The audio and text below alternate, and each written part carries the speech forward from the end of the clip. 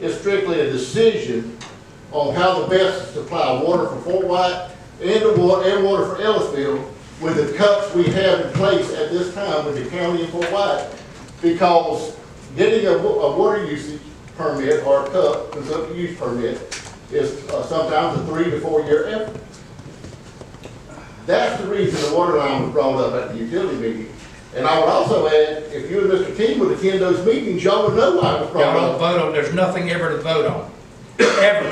For a whole year, we've There's a lot attended of- those meetings, there's a lot and we of go over the information. same stuff over and over and over, and nothing ever gets done.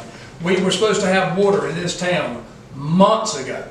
Still no water, still. And I can't control that. Huh? And I have no I control. didn't say you did.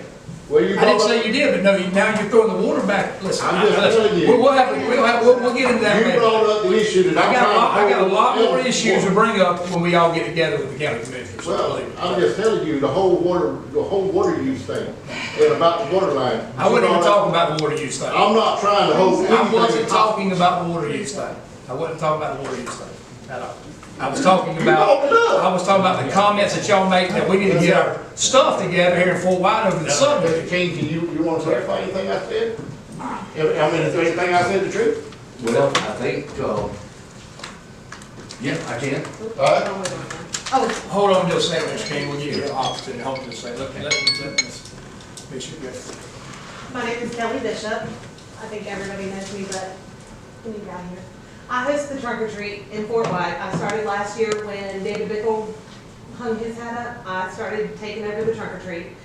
And we're getting geared up to get everything going again. And last year you guys contributed to trunk or treat. And I was coming back in front of you guys to see if you'd be willing to do it again this year.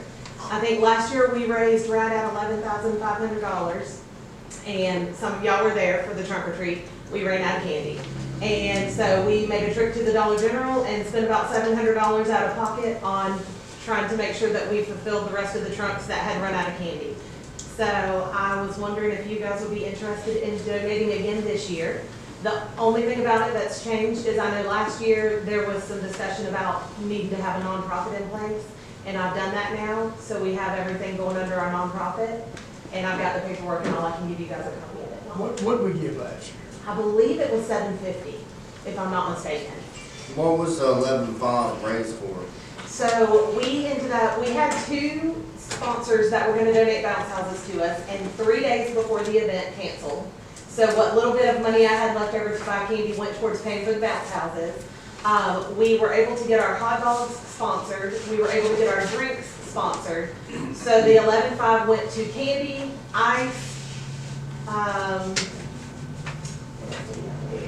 supplies as far as, because when we do the hot dogs, we use gloves and we wrap them all individually in foil packets and all of that so we can hand them out, people can eat them on the go. Condiments, we had ketchup, mustard, relish, napkins, So you raised 11.5 to put the event on, To not put the to event. donate. no, to put the whole event, to put it on it, we raised 11.5. And so my goal this year is to try to get 15 so that maybe we won't run out of candy this year with 2 hours left in the event.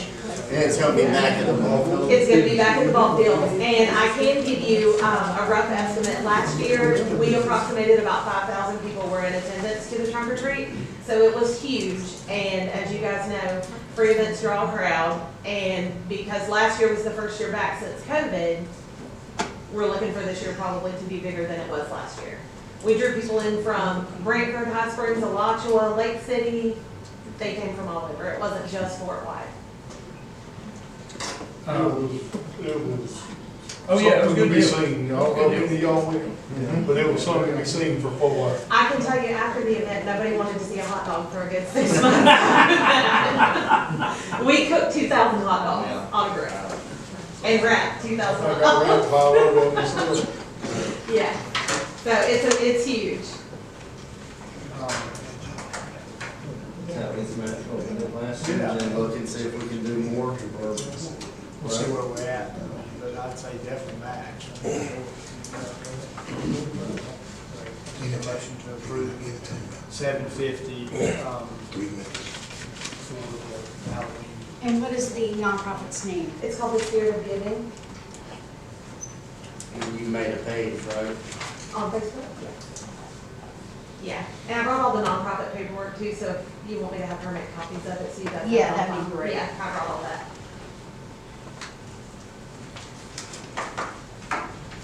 Motion. Make a motion that we give a donation for the trunk or treat of $750 at least. That's really good. All in favor of giving to the spirit of giving $750, say aye. All opposed, say nay. Thank you. Good luck. We'll take your help again this year. I'm not see that. We can find something else for you to do other than wrap hot dogs.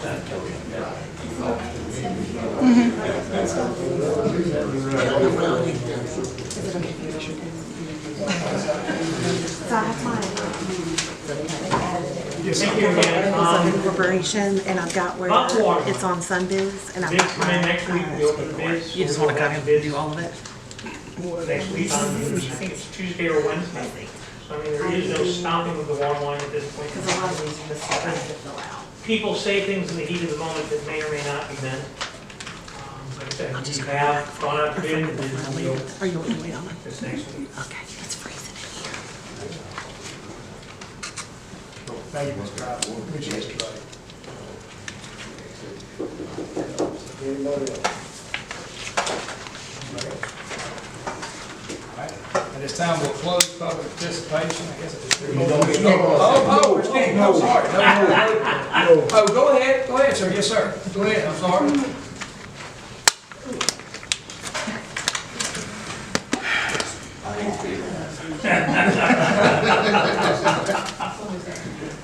I'm here with my father, Francis Sumter, regarding the trash pickup and the fee that's assessed to the taxes. And I went with him to the city hall, and they told us the reason why the tax was assessed to the property. But there's nobody live here, so there's this trash to be picked up. You know, the home is, you know, but there's no one, they don't live there, so the property is vacant, so I have to stay for the night, I'll just show her then stay for when I get home. Yeah, girl, figure six. You live in town? you don't live He lives in the county. here. We have I property, think you're doing this one. Right. but he, She's not telling us. yeah. That's what you're talking about. Oh, I don't think Property in it's town. here. Is it not habitable? The house? Yes. Yes. It's not habitable? Okay, all you have to do is come by and fill out a waiver form, and we turn that into the property appraiser's office, and they take it off of the assessment. Okay, so where do I go? Here, Here, okay, come by and we'll give you an assessment, all right, waiver, okay. okay? Yes, sir. 2002? Okay. Okay. Thank you. Yes, thank you, yes, ma'am, thank you. Anyone else?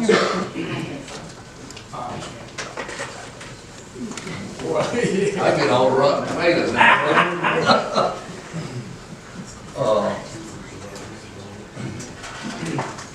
With what Mr. Ford and Mr. Kraus have said, I am on the South Columbia Utility Board. I've got to work up for you, Kelly. I'll give that to you. Okay. These papers are here. 9 to 4. 9 to 4. But Minus Monday through Friday.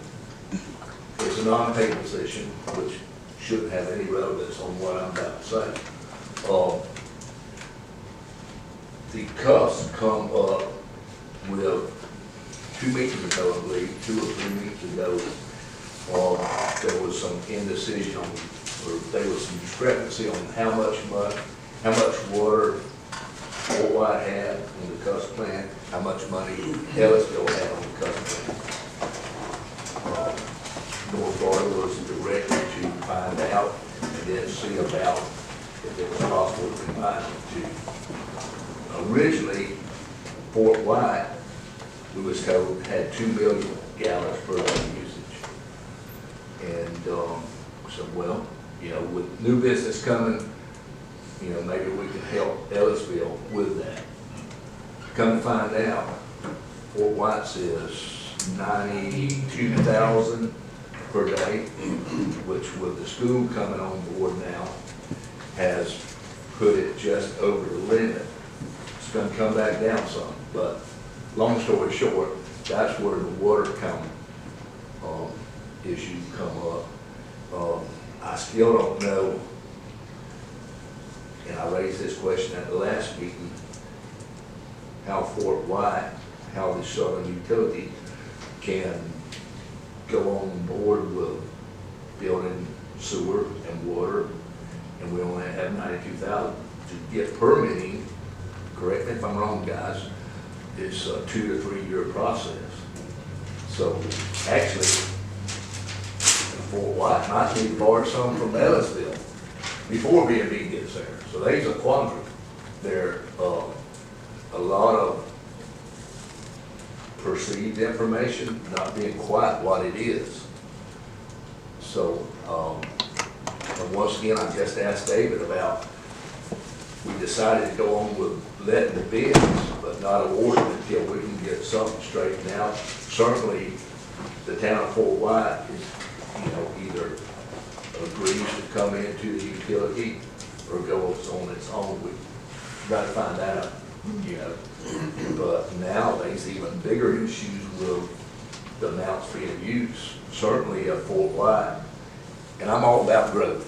I'm, everybody in here, but we've got to have growth in an organized and structured manner. I mean, my goodness gracious, Rockies, I shouldn't say, new subdivision comes on board. I don't know if down in Fort White's got enough gallons to supply them water, if they have water.